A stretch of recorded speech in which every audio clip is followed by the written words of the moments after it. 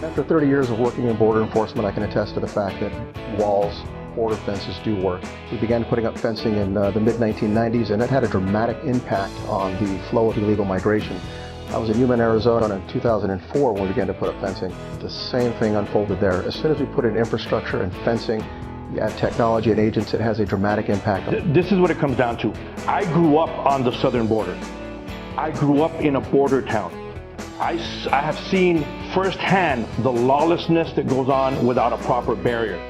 The barrier works. In the areas that we had better barriers than we had even 10 years ago, it has diminished the amount of entries into the country, and at the same time, it has raised the number of apprehensions because it gives the agents on the ground more time to be able to get to the point and make that arrest.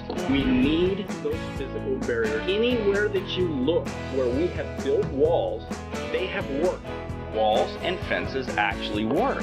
We're the ones who actually patrol the border. We're the ones who actually see what is and what is not effective, and only way that we can get border security is if we put the proper measures in place, and the wall is part of that. Where we have no fencing, over 90% of our traffic occurs in those areas. We would like to see about another 120 miles of fencing in this sector alone.